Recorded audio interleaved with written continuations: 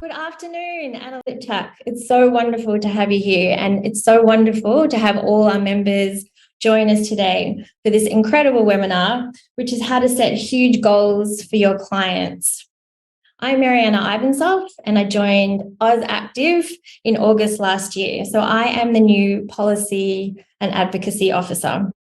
I'm a keen runner, which is why I'm especially excited to introduce Anna to talk about the important role of an exercise and fitness coach. And she'll be able to tell you how you can help your clients set and achieve really huge goals. Anna is a dynamic and motivational fitness coach with 17 years of experience in the industry. She's the proud owner of 2 fitness businesses, His and Her Time Health and Fitness, where she trains clients primarily in outdoor group settings. And she also offers online marathon programs for beginners. And through her Adventure Time Travel, it's a boutique marathon travel company that specializes in providing premium quality events and taking people around the world to some of the most iconic marathon locations. Adventure Time Travel is an approved international travel operator and one of only a handful of companies in Australia that can guarantee entry into some of the biggest marathons in the world without the need to qualify. Anna is incredible. She has run over 30 marathons and over 100 half marathons. So she'll be sharing her insights on how she has coached many people to run marathons, some of whom have never actually even run before. We're also going to delve into the documentary, which Anna conceived and co-produced. This is called I Am Not a Runner. And this tells the story of 5 ordinary Australian women. When I say ordinary, it's people like you and I who are actually very extraordinary, and you will see that. So Anna coached these women to take on the 2018 New York City Marathon. This documentary won the award for Best Sport Film and Best Motivational Movie at the New York International Film Awards, and it's a must-watch if you haven't already seen it. Currently, it's on SBS On Demand, so you can watch it.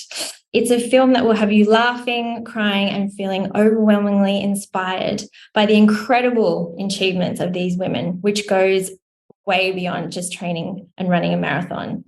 I absolutely love this film, and I am completely in awe of what Anna helped these women achieve, which is what we're going to talk about to Anna today. So we're just going to show a trailer so we can just see what we'll be referring to today. My gut reaction when you talk about running is, ugh. I'm not a runner and I'm doing a marathon. I train 100 people a week. There's about 60 that are going to be coming to the New York Marathon with me. Part of the challenge is changing people's story. I'm nearly 73, so that's old. I could only run 20 or 50 metres and I'd stop and walk and catch my breath. A marathon's a bit of a pinnacle to push through a whole lot of barriers. I'm struggling with self-doubt, whether I'm enough to do the run, whether I'm enough to do anything. I don't think people understand something until they experience it. It's surreal. You can't believe you're actually there. Make it happen, baby! Your body just goes, okay, now we're getting serious. I was worried about making the rest of the journey. And it was just this constant battle. How many kilometres are there in a marathon? 1 foot, next foot. That's all I was thinking. I just want to get to the end. The real heroes are really all those runs that take the longest. We're always much stronger than we believe we are. It's just one day. It's just a little run. Or a big one. Or the one that takes you out.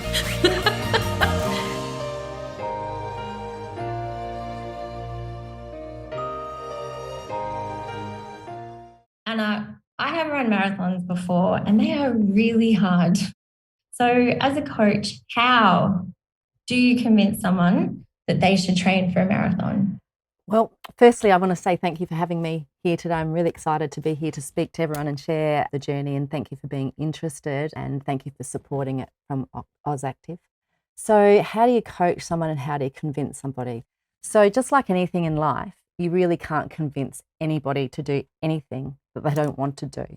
So I present opportunities to people, I encourage, I believe, and I support people. But I certainly don't convince, because convincing someone is a disaster for failure. So basically, I'd be setting someone up for failure if I convince them to do it. They have to want to do it. So I learned very early on when I started my first company, His and Her Time Outdoor Fitness in 2005, this sort of lesson. You know, first of all, people came to me at His and Her Time and they wanted to lose weight. And that's the only thing they were like wanting to do. And I really wanted to change this. And I thought about how can I sort of divert that want to just look at the scales. And they got quite despondent because often they were putting on weight because they were eating more carbs, because they were exercising more. So these were kind of beginner kind of people. And I thought, right, what if I diverted them to goals? So physical goals, something that they could celebrate and explore. So together we, as a team, because I train people outdoors, we started challenging each other to enter community events. And this grew and grew, and we started celebrating more, and people became more confident about themselves. And in turn, they started losing weight and started feeling better about themselves. But I wasn't convincing them to go and run these things. I was just challenging them and offering these opportunities. But I was leading from the front. So I was doing it too. And there was no failure because we didn't have any times in mind. We didn't care if we walked. We just wanted to be there together to celebrate. And I guess this is how my second business came about, which was Adventure Time Travel, because people were really enjoying, you know, seeing their achievements and achieving different things as they went along. So we started, you know, I started taking them to international events. And one of the first events I did was the Vanuatu Round Island Relay, which was for a team of 10 people. So we took 2 teams of 10 and they were all people of all ages. I didn't convince any of them to come. They all wanted to be there. They supported each other. There was no fear of failure because we didn't care if people were walking or running or how we did it. In fact, when we got over to Vanuatu, you know, some of them were in bare feet and they were running way faster than us, but we just had so much fun. And it was such an opportunity for us to get away because most of us were over 30, 40, 50. And I guess the feeling of being a part of a team was no longer there. You know, some of us had been used to being part of a sports team when we were younger, and this provided that opportunity. So I guess the group convinced people, not me. It was the opportunity that was presented. So, you know, it's leading to people to know what is possible. And I guess that's really what created the movie. I was taking a group of 60 people to the New York Marathon in 2018. Now, this is one group of people that I train in a small little area in Adelaide. So you can imagine 60 people was quite a lot from, let's say, 2-3 suburbs. So it's one council area. So 60 people, all beginners, basically, wanting to go to the New York Marathon. So I thought, what can I do to inspire these people? Because it's all about inspiring rather than convincing them and telling them that they can and setting them up for, you know, these times. It's just about inspiring them. So I took them to a movie, and this movie, I was hoping that it would be really inspirational, and we were watching this movie and it was fantastic. There were all these elite athletes and they were achieving these most amazing things. But I came out of that movie, at that stage I'd run 20 marathons and, you know, so many half marathons, and some of the people I'd taken had never run anything. In fact, had never run 2 kilometres. And I walked out and thought, oh my God, that wasn't inspiring, because these people were so far out of reach, out of the ordinary person, which I was and they were, that it was kind of out our reach. And I really thought, wouldn't it be good to show people, ordinary people, that we can achieve wonderful things? I'd seen it year after 2005, since I'd been training people, about how people were achieving things, and not just in running, but in all sorts of events and activities. And I really wanted to share this word with the rest of the world to show, you know, and inspire people. You know, one of the characters, we had 20 characters at the start of this movie, Mariana, that we could have chosen. But one of the characters that was chosen was my mother, and she was 72. And so many people who've now seen the movie had said, oh, if she can do it, I can do it. So that's what, instead of convincing, it's rather showing, giving people the knowledge and the understanding, surrounding them with other people who have the same wants and needs, surrounding them and supporting them. And I think the biggest thing, Mariana, is believing in people. So many people say to me, I only did that marathon because you believed I could. Like, I didn't believe I could, but because you believed I could, I did. Now, that also resonates with me because I also have a coach. I have a coach in all my different areas of my life. And one of them is a coach for me, and he's a mentor. And every time I line up at a start line, I have him in my head too, saying, I believe in you. I know you can do this. And I just have so much trust that I can do it because he does. So that, I think, is a really big thing as a trainer, is to prepare people and then believe in them and support them. And everyone gets to their start line in a different way. So that's the other thing as a coach. It's not convincing. It's about supporting, listening to their needs, what they need as a person. And a marathon is a really big goal. So it's a really great goal as a coach to have. And I mean, there's other great goals that you can set people. It doesn't have to be a marathon. It can be whatever it is. But if it's a big goal and an international goal, you know that they're committed and they're going to train. So there's really no excuse to get out of it because they're financially invested into it. And as a trainer, it's really great because I know that they are committed to me for the next 12 months as well. So yeah, so it's not convincing, it's showing and leading. And I guess, you know, when I started His and Her Time, I wasn't running marathons. In fact, it was one of my clients who came to me. We were doing a 56-kilometre walk, run together. And she said, do you think I could run a marathon? I said, oh, yeah, absolutely you could run a marathon. I knew she could. And she did. And then she convinced me to run the next one with her. And that's how it filtered through, was people wanted a part of what Chantel and I had just experienced. They could see the happiness, the change in our life, and that spread like wildfire, I guess, through my groups.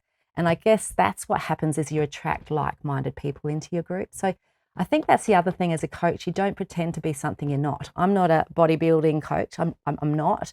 That's not my forte. So I attract people who are like-minded to me. So, and I don't try to be anyone else. And I think that's a really top tip. You know, I've trained other trainers and they go out and try and replicate me. Now, they're not me. They need to be authentic to them. And that's what will convince people, is if you're authentic to you and you have your love and your passion, they'll see that and people want a part of it, or they don't. And you can't convince them, but they'll either want it or they don't. So just be authentic to you. That's a wonderful answer. And I think people resonate and really connect with that authenticity and really appreciate that. Something that you mentioned, which was very interesting, is that you do have your own coach and, you know, in many areas of your life. Is that something you would recommend to people listening that they do? They do seek out a coach that does provide mentorship and coaching for them too. Totally, yeah. I do bring that into all different areas of my life, because mentors are very important to me, because as a coach, as a trainer, a fitness trainer, we often work by ourselves. And we need other people to inspire us. And I think that's what's great about AusActive too. You know, there's so many different programs that we can do. So I'm constantly seeking information, constantly speaking to other trainers. But I also have a coach that can help me, because I certainly don't know everything, and it's really important. I also have health professionals around me that surround me, so I can talk to them about injuries and all sorts of things.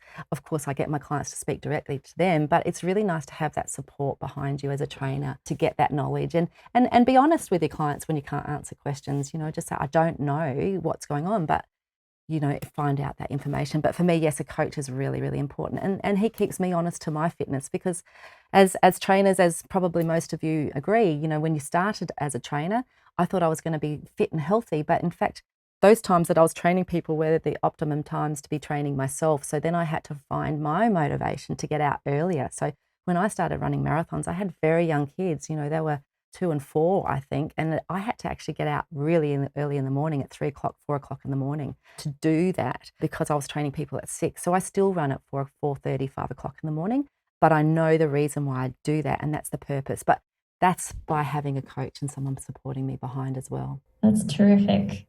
And you have really touched on this, but we'd be really interested to know how you set the huge goals and plan and prepare people and really help keep that motivation and focus going, because everyone would see their clients go through up and down stages. So how do you really help people maintain that commitment? Yeah, I do bring on a lot of beginners. Like I love beginners. That's my passion, is beginners, people who haven't necessarily exercised for a long time. So when I started as a trainer, I came back after the birth of my second baby, and I realised how vulnerable women were, particularly at that stage.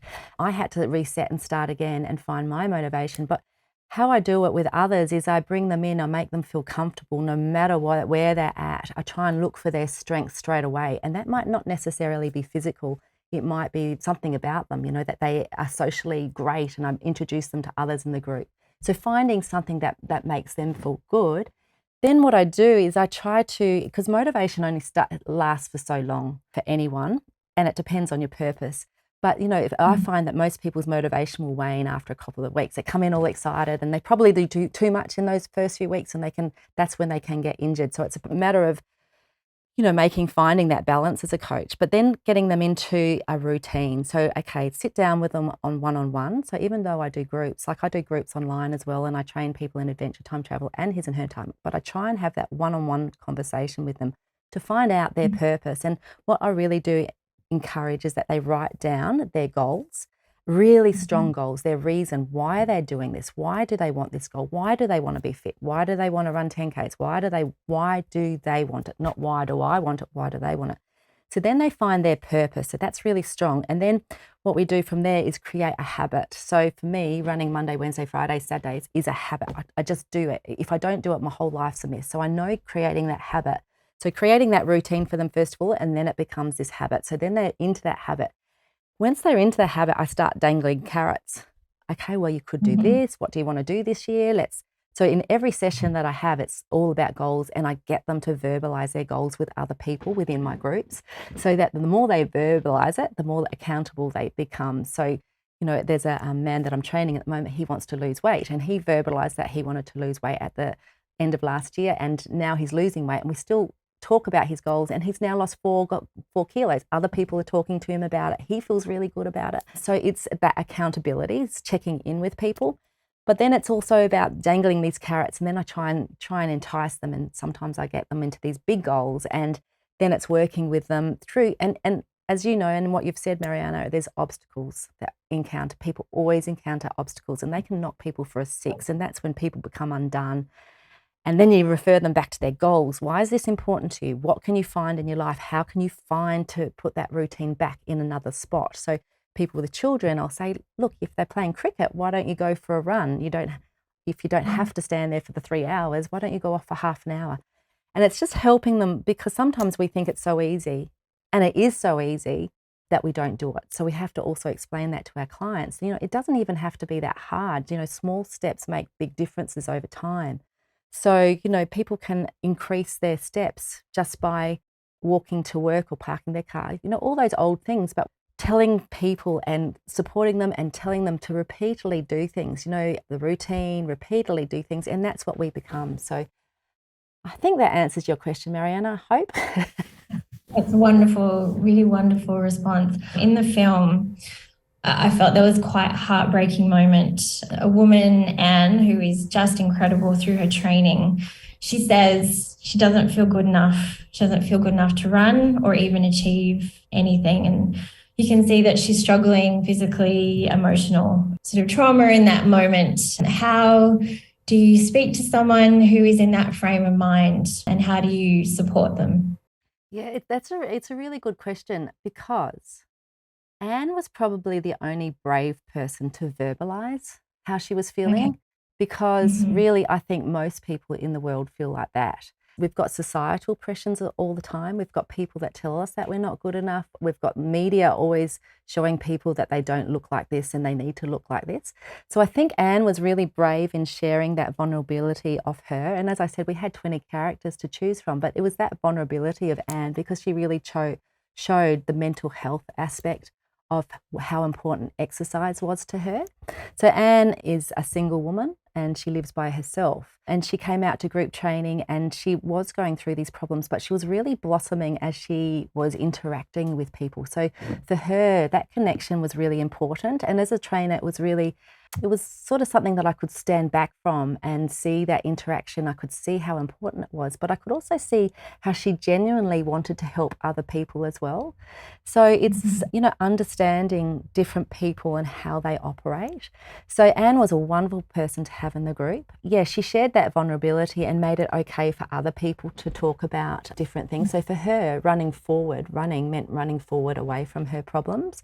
Because I remember her saying to me, one of my friends said to me, I'm just running away from all my problems. And I said, actually, she said, I'm not running away from them. I'm not running from them. I'm running away from them. So she was dealing with her own personal life through this. So as a coach, you have to listen to the needs of each person. So Anne needed different coaching. She didn't need probably as much support from me. She just needed me to help her surround herself with these great people, as compared to Namara Lee, who needed a lot more hand coaching. So I think that's, I think that societal pressure we all have. It's interesting, Mariana, because, I have run 30 marathons now, and I still get told from some very close people that I'm not a runner. This is where the title came from. People still say to me today, I'm not a runner, because no, I'm not a professional runner.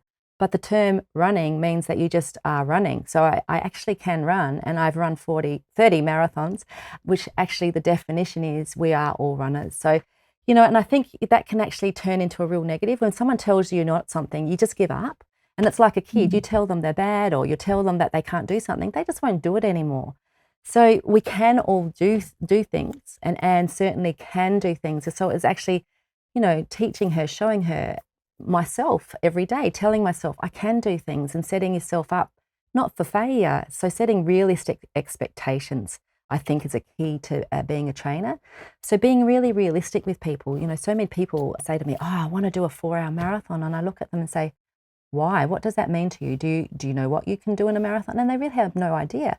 And I said, let's take that back. Let's be really realistic so that they celebrate what they're doing. So there's lots in there, Mariana. But I think the main thing is that, we all have that voice, and Jodie talks about that voice in the movie too.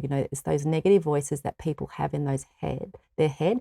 And it's working with people about how to quieten that negative voice. How do you quieten that voice? How do you tell it to go away, that you can do something? And I guess that's part of changing someone's mindset as a coach. It is a big mindset. So many people come to me and they've never exercised in the last 20, 30 years. It's really nerve-wracking. And I do groups, and they don't want to be there. Like Namara Lee said, I don't want to be here. I can't get away now. But it's nurturing it. Finding their strengths and understanding that we all are.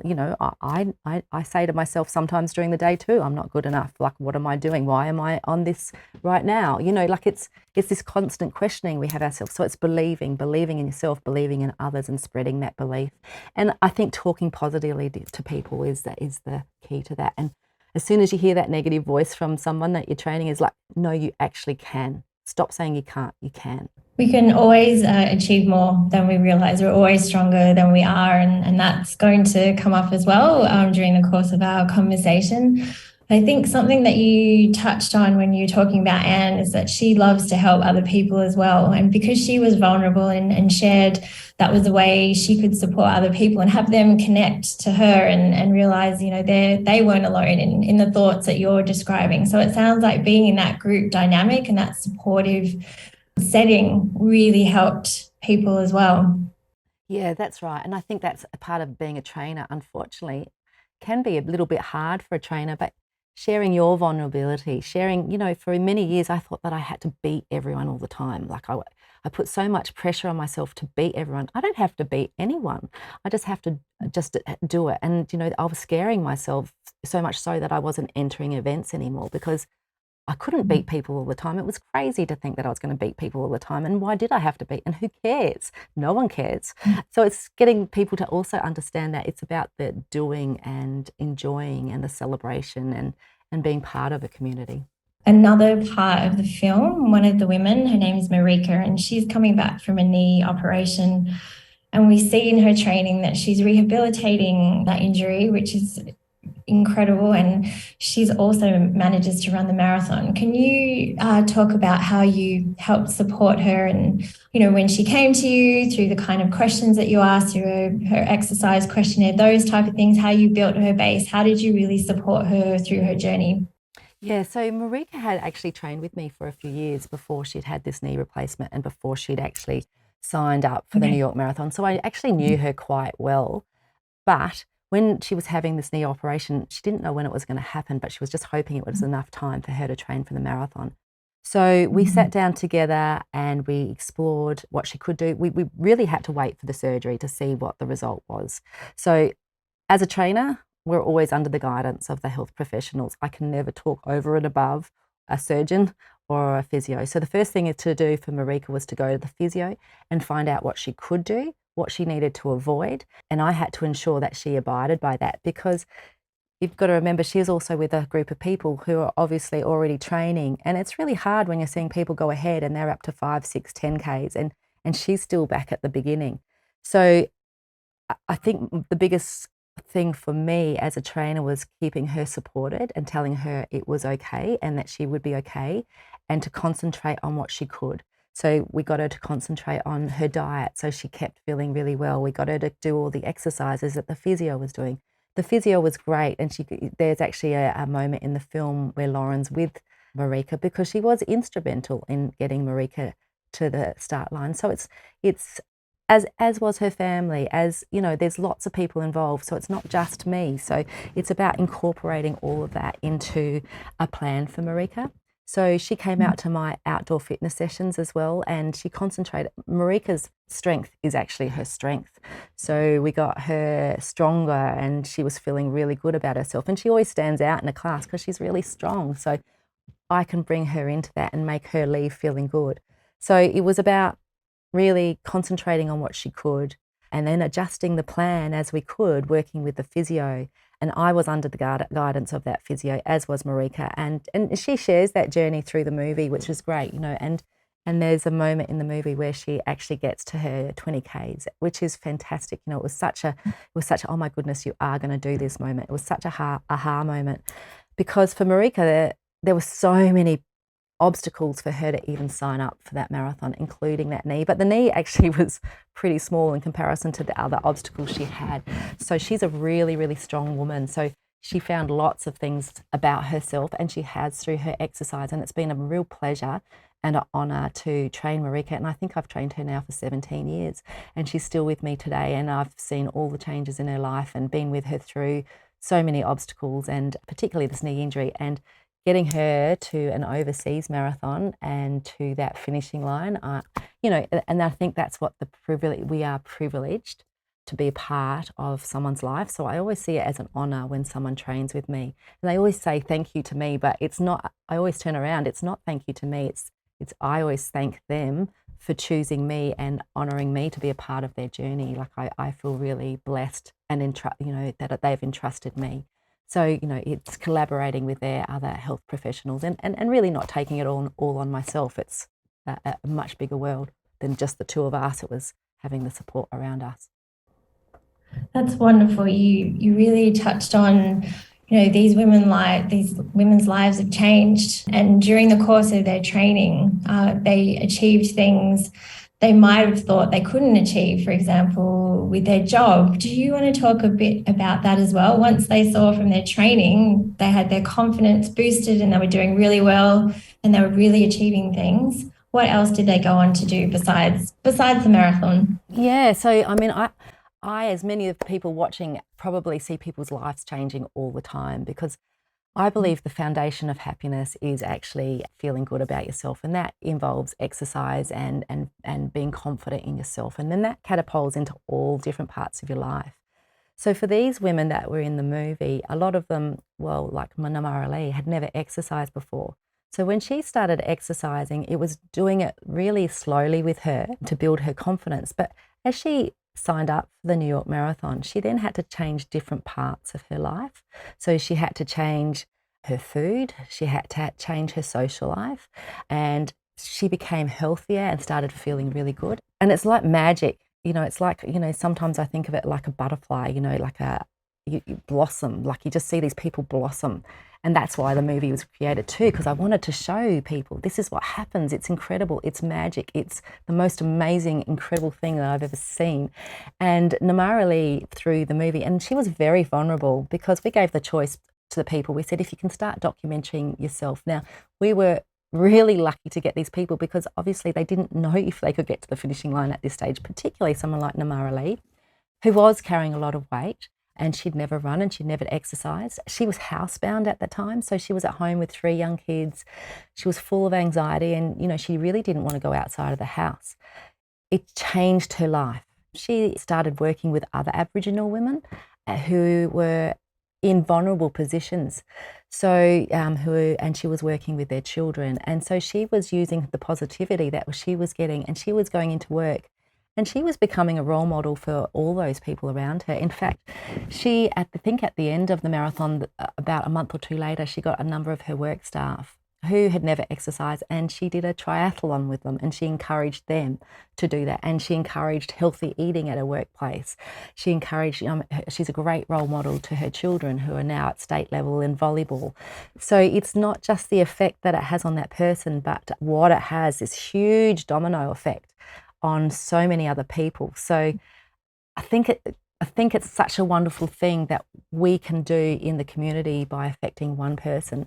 And then take, for instance, Marika. So Marika, she was at home. She actually had a really messy divorce, and this comes through in the movie as well. And it was a really awful time for Marika. And for me, I had been training for Marika for a long time, and she was financially really stuck. But the joy of having your own business is that you can help people when they really need it. And I helped Marika by providing exercise. I knew she needed exercise. I knew she needed her health as she was going through all this messy stuff that she was going through. And I knew she'd never take me for granted or take advantage of me. So, I gave her free fitness, and she did things for me in return, and she, helped me clean my equipment. So it was certainly a nice reciprocal relationship. But in return, what she got out of it is that she's now a police officer. She turned her whole life around. She'd never studied before. And now seeing what's happening with her children, her kids are now police officers and doing different things and going. So, it's not because of me, but it certainly helps when you can give people the gift of exercise and health and share your knowledge and share what it does for you. I'm so passionate about health and fitness. I love it, every minute of it, and I feel so blessed that I work with so many people around the world now with my online programs, my outdoor fitness, and now I'm taking people in Adventure Time Travel. I mean, last week we put New York out there and we sold out in 3 hours. I love that I'm doing all of this and it changing people's lives. You absolutely are. That was, you were talking about Marika and wanting to be a policewoman.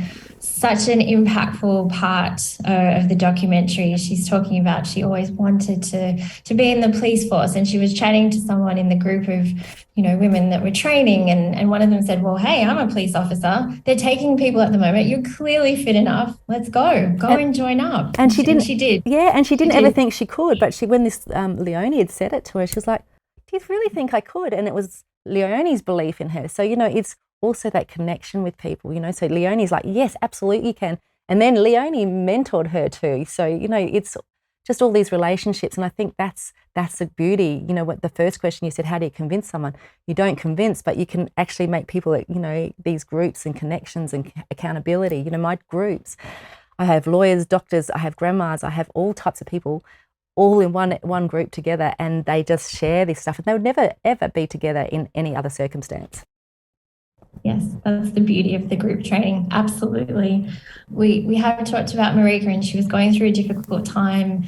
Another impactful part of the documentary is that she was losing weight, and you did speak to her about that she wasn't looking healthy, and that really got her in the mode of thinking about her circumstances, and she knew she needed to change things to get on a healthy trajectory. Can you talk a bit about that circumstance? Well, that was a really fine line, because she was actually going through this really difficult time of a divorce, and she had 5 young kids. So I had to be really careful with how I treated or how I said the words, because I'm not a dietitian, and she really clearly needed someone to come in, because that's not our role. But I did know that, we were doing some hard sessions, and I couldn't have her passing out on me. I actually had to let her know that I didn't feel safe. There's times when you have to tell people, look, I don't feel safe. You need to get a doctor's certificate out here for me, because you're not safe, I'm not safe. So I did have a chat to her, and I said, Marika, look, I really feel like you're not looking really healthy, and I think you really need to be eating more. And it was horrible. And I think she said in the movie that I told her that she just couldn't train with me anymore. I can't remember saying it that blankly to her, but that's exactly what she perceived I'd said. And she said she snapped at that moment, and she said, oh, Anna's just told me I'm not looking healthy. I've got to do something. So she did go out, and she just changed. I think it's moments in people's lives, and that was a moment for her. And I think we often have moments with people when we're training people that we've got to be really careful with what we say, but we can change someone's mindset very quickly, you know, and they go away feeling really good because probably their husband at home saying to them, oh no, you will never be able to do this, you'll never be able to do that. But yeah, so for Marika, it was actually turning it a bit, and it had a really positive effect on her. And, you know, I knew at home she had 5 kids that she needed to be healthy for too, so I couldn't have her going home and not being a mother as well, and she couldn't either. So yeah, thankfully we had that relationship, and she changed it all around, and that's when she snapped and she found Leonie, and all those positive things came into her life. So it was about supporting it. It really is that fine line of being in someone's personal life and not. But for Marika and I, we actually are friends, and you know, she's trained with me for 17 years, so I regard her as one of my best friends now. So you know, we do have a different relationship than you'd usually have as a trainer and a person that you just meet. Absolutely. And as you said before as well, you've got a really good team of people around you, professionals that you can also go to for support and advice, and you can always refer your clients to that team of people as well, which is terrific. So there is a lot of different ways of approaching and interacting people, and obviously referring if people need to. Yeah, and that's a really good point, because you know, I was only talking to someone yesterday, and she was obviously needing someone to talk to, and she needed a psychologist. And it's telling people about mental health plans, you know, that they can go to a GP, they can get, you know, there's lots of access for people to get information. So you don't have to do that. I don't, you know, some of my sessions, I have another trainer, and she's quite emotional. And, you know, some people will start telling them their stories, which can be really horrific, and they'll start breaking down and crying. And I had to talk to my trainer and say, we're not here to do that. We're here to make them feel good. If they want to talk to someone, they need to go and pay someone for an hour. They're not here. We're in a group session here. We can listen, but we have to move them on, and we have to make them feel better. So our job is to get them fitter and healthier, and then someone else's job is to do their planning and whatever they need as well. So we can't be everything. Absolutely. No, wonderful, wonderful answer. We really shortly want to hear from everyone with their questions. I have one to finish on. A really big theme we've talked about today is that you're always stronger than you think you are. And that was another part of the film that really stuck out to me when Namarali said, she was trying to do push-ups and she said, I'm so weak. And you said, no, you are strong. And that really stayed with her. And she said, actually, you know what? I can do this. And that really propelled her forward. That was such a wonderful moment. If you want to talk a bit about that, and also, you know, was there anything that has surprised you about this journey that you've been on with your clients? Something that caught you a bit off guard, or just elaborate on your experiences. We'd love to hear more. Sure. Yes, and we are always so much stronger than we think. So there's that fine line as a trainer, because you want to push people. And when I started outdoor fitness, I had previously done a boot camp where they yelled and screamed, but that wasn't authentic to me, and I wasn't going to do that. And thankfully I didn't, because in one of my first sessions, one of the girls said she had a migraine, and we were doing this hard hill work. And thankfully I stopped her. I didn't scream at her because she actually had a brain bleed, and I'd driven her home. So thankfully she had gone home. I didn't scream her to do more. So there is that fine line of finding where we are stronger. But it's having to listen to your client, because often they know their bodies more than you. So if they're feeling like they've got I had someone the other day saying, I've got a sore shoulder, I don't want to do that. I said, don't do it. Just don't do it. There's no reason to do it. Do your legs today. We'll just do legs, because there's obviously a reason why she doesn't want to do that today. And I never want to put people in dangerous positions, but we are always stronger than we think. So I think that's the really important thing about sitting down with people and ascertaining where they're at, their history, what their health is like, what their injuries are like, and how far you can push them, and understanding their motivations and purpose. So why they're doing it, and, you know, always honing in on that motivation and getting other people involved into that.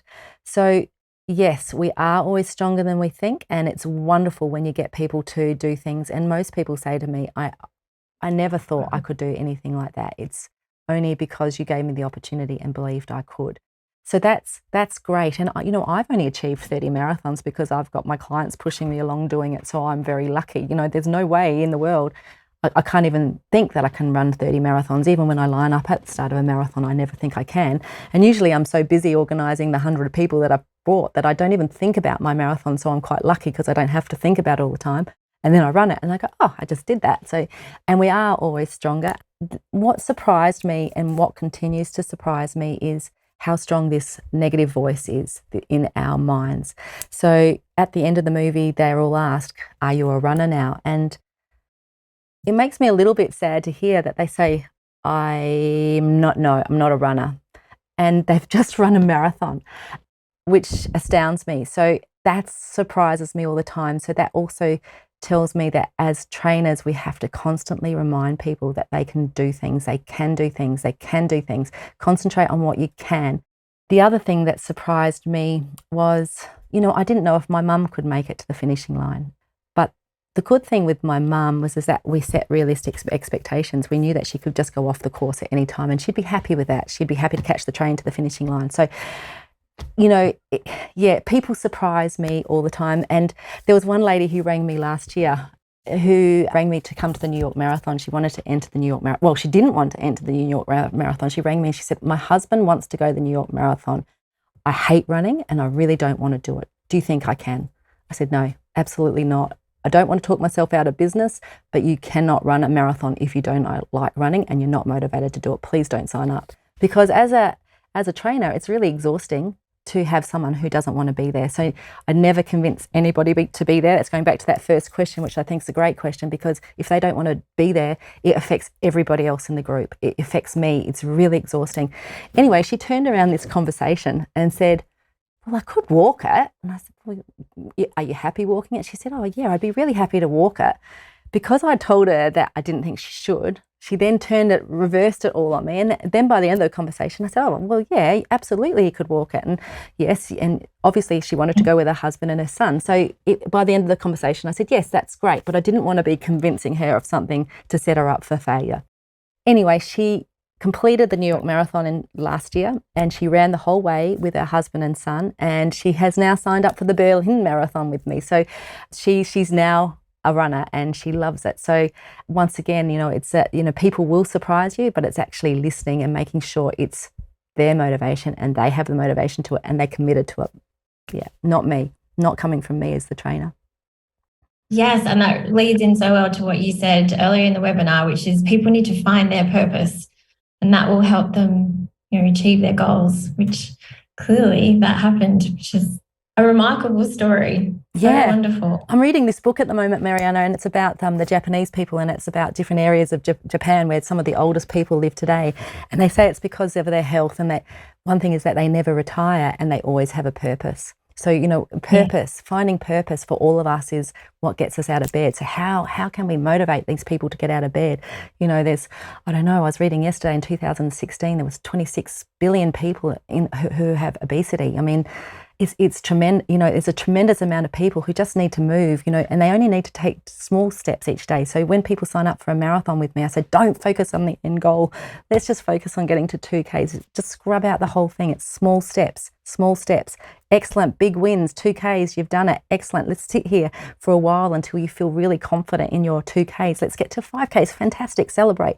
Get everyone around to celebrate. So it's all about that celebration and, enjoying the journey. One of the best clients I've ever trained, and she's my running partner actually, is Chantel Peacock.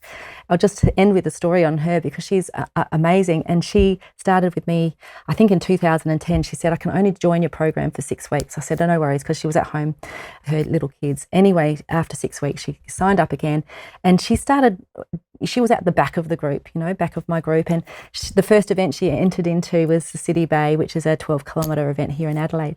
She walked, ran it, she celebrated, she was amazing. You could walk it. Most people could walk it as fast as she walked, ran it. It was fantastic, huge celebration. She thought she was fantastic, blah, blah, blah. And she's just moved on, and now she's one of the best marathon runners amateur runners in Australia, really. So she's inspired me, and which has inspired lots of people. But the one thing about Chantel is that she always celebrates. She doesn't care care where she came. She doesn't care what she does, but she's always resetting goals with me and seeing how she can do things better. So, and not seeing it as a failure, seeing everything as a learning. So that's, for me, as well as a coach, is learning. There's no failure. If I don't do well in my marathon, what did I do? Telling my, it's just about enjoying the journey and learning about yourself and getting people to be inquisitive and curious about their own health and fitness and enjoying it, rather than you have to do this, you have to do that. You don't have to do anything. There's so many ways you can get to the end point with anything, and there's so many obstacles that you will face along the way, and it's how you navigate those obstacles and you enjoy those obstacles. So for me, I've encountered so many obstacles over my time as a trainer, and I felt very vulnerable as a trainer because I've had to show people, I had COVID, and then I couldn't get out of bed, and then I couldn't run, and, I had to tell people I was healthy and I didn't feel healthy, but I kept with my routine and everything I taught everyone else, and I kept with my goals and I kept on it. And I found I felt like I was, I was a hypochondriac for so many years because I was going to see so many doctors. And then it was found to me that I had narcolepsy, which answered so many different questions to me. And it really resonated with me. As I was going through it, I knew I was learning it for a reason. People always have something, and you just need to encourage them to keep looking, be curious, don't give up. There's no failing. Why is this happening to you? Why? Let's find another health professional that might be able to help you. There's always different health professionals. So sometimes my clients have a physio that they love, which is great, but they have a chronic injury like I do, and then you go and see someone else and then it's fixed. It's just constantly inquiring. Don't give up. That's what I always say to everyone. Don't give up. Just keep going. Who cares? One of the other things is that when I came back from the New York Marathon in 2013, is I came I did a really good time, but I came back and my kids said to me, because it was all in the papers and things, and they said, where did you come? And I said, I came 5,546. They said, what? Why is everyone making a fuss of you? And I said, that's all you need to do, kids. You just need to participate. It's not about winning. So many things is about winning. You've got to win. You've got to be the best. You don't have to win. You don't have to be the best. You just have to participate. You just have to enjoy. Life is, short. Just enjoy it. There's no winners. There actually is no winners. It's just about you enjoying it. And, inflicting that on your people so that they actually feel like, there's no failing here. I'm doing it anyway. So, I've had lots of people run marathons in 7 hours, 3 hours, 2 hours. I have people who are, 2.5 hour runners up to 7 hour runners, and they're all just as great, and they all just get the same medal, so anyway, that's so many good things in there. I absolutely loved your answer, which takes us to our participants' questions. Someone asks, costs would be very high traveling overseas to run a group marathon. Could you tell us about what the financial costs are? So there is financial cost. So with Adventure Time Travel, my background before I started fitness was event management and marketing, and I used to take run events all around Australia and overseas. So I basically melded, and I had a marketing degree, so I've just basically melded all my knowledge into one business, which is Adventure Time Travel, which I love. Basically, they are packages and they do cost money. So they range from $3,000, I think, for an overseas holiday, up to $5,500 if you're traveling by yourself. So it is a cost. I qualified for the Boston Marathon in 2012. I had no money. I didn't know what I was going to do. My kids were young. My relationship, when you have young kids, it can be a bit rocky. So I had a really rocky period, but I knew there was only one opportunity for me to do the Boston Marathon. I might not qualify again. So, I found ways. I went to the markets. I sold my clothes that I didn't want anymore. I baked and I sold those there. I found ways and means of doing that for myself. And I know it's costly for people, but there are ways and means, and there are people to support you in your endeavours. So I had Chantel, we'd both qualified for Boston Marathon. And, if you really want something, then people can generally, I'm not saying that everybody can do it. And, probably the area I am in is quite privileged. And certainly, if I would like to have an area where I could raise funds for people that didn't have the ability to go overseas too.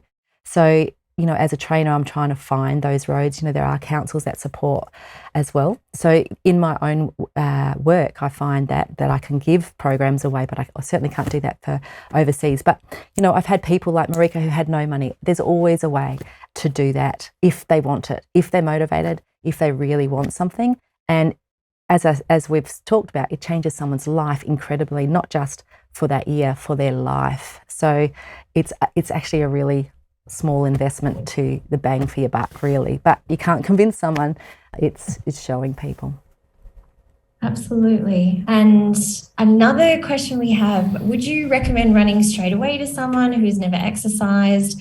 Do you consider injuries, age, health issues, and do you do pre-screening, which we touched on earlier? Absolutely no, I would never, ever tell someone to just go out and run out the door. No. I do online programs for beginners, and I train people in person, and they always start walking and strength. So strength training is really important to me, particularly for beginners, because if they don't have the strength or if they're carrying too much weight, it is a serious risk of injury. So it is that pre-screening, it's talking to people, it's listening to their history. And my beginners program is actually 12 months. So 12 months to get to a marathon for a beginner is a very long time. So I can run a marathon in 16 weeks, from starting, because I'm where I am and I've done exercise. But for a beginner, 12 months is basically they start walking. They start, like I said before, they start getting a routine. So it's just getting them outside the door 3 times a week, walking, finding that they're whole in their week. So it's definitely not about just sending someone off for a run and saying you've got to do 2K. So they run, they walk, and then they might, basically the program is all about being easy, so that they get to there and go, oh, it's easy, that's easy, oh, that was easy. So each week it's like, oh, that was easy. So it's easy. I make it really easy for people, even when they're in week 32. Oh, that's easy. This is it. It's got to be easy. And I always say stop while it's easy, because that's when you're not going to hurt yourself. If it starts to become hard or you're fatigued, stop. If you're tired, do not do the next day. So it's about assessing that and teaching them. So in my online program particularly, I've got a lot of health professionals in there. So I've got a lot of videos of health professionals giving advice about strength training, what they should be doing. And then within the program itself, it talks about the walking. Don't go any faster. If you think you're going too fast, you're going too fast. If you think you're going too slow, you're not going slow enough. So that's always my model. It's slow steps. Take slow steps. All right. You can't sprint before you walk. You can't crawl before you walk. You have to crawl. And that's even managing people out at fitness sessions. It's always interesting because people in their heads might have been a sprinter when they were younger, and they come in and they think they can sprint again and their hamstrings are gone. And so it's about like saying, no, this is an hour class. It was also interesting. Another one was that I was training a lady last year for the New York Marathon, and she was an 800-meter runner when she was younger. And she had been running 10Ks before she came to me. And what happened with her is that she thought she could run faster than she could. So I was always saying, no, just slow down, slow down. Anyway, we did the Clare half marathon, and I was going slower because at the time I was having, quite a few health issues. So I was behind her, and I saw her at the 10K mark because it was a turnaround. And she had just done her PB for a 10K. And I could see that she was suffering. And I was like, oh no, this is not good. Everything I've said to her has just gone out the window. She's just gone fast, flat out. Anyway, I got to the 18 mark, and guess who was on the floor? She was, and she was hospitalised. So the next half marathon that I did it with her. I said, right, we're going to run this together. And every time I touch you on the back, you've got 10 burpees when we finish. So I think she ended up with about 500 burpees, but she certainly got the time that she wanted, and it was much easier than she thought. So it's about pulling people back. Absolutely. So, and building their base, as you said, building their strength and ascertaining, doing that pre-screening, the pre-exercise questionnaire, finding out what's going on with them, what you need to work on, all those things. And talking to them about recovery and how important recovery is, and rest. So, I was talking to someone yesterday, and, he's got he's only got 3 toes, and he's had diabetes, and he thinks he has to run every day. And last year he couldn't get to the New York Marathon because he just wouldn't listen. He was running 15Ks 3 times a week from nothing. And I'm like, you can't do that. You have to bring people back. And this time he's saying, oh, I'm just doing 1 kilometre a day. I said, you don't have to run every day. Stop. Just do it 3 times a week. Just build up one slowly. I've coached other people who've been in hospital 6 weeks before the New York Marathon, and she tore a tendon. And, there's other ways you can train people. And she ran the New York Marathon because she listened. So it's all about getting them to listen to their body and let them know that it's okay, that it's not like this. It's really not linear. Nothing's linear. You have to navigate, or you get yourself in trouble and injuries will prevail. You cannot go past your body. Your body's always going to win. Absolutely. Very, very good advice. Unfortunately, we are running to the end of time. I could talk to you for hours. We do have a couple more questions, but what I'm going to do is I will send them to you, Anna. We'll get them answered and we'll make sure people do get those responses because they're really important questions. Every question really counts. So I'd just like to thank you, Anna, so much for coming along today and inspiring us and motivating us. And I feel very inspired. I feel like I could sign up for a marathon. Thank you so much for having me, and it's a real pleasure to share information. If anyone wants to ask me questions, I'm happy to take phone calls. I think we have a really important role in our society, and we can't underestimate what we're doing. So congratulations to all of you for inspiring your clients too, and thank you for having me, Mariana, at this webinar today.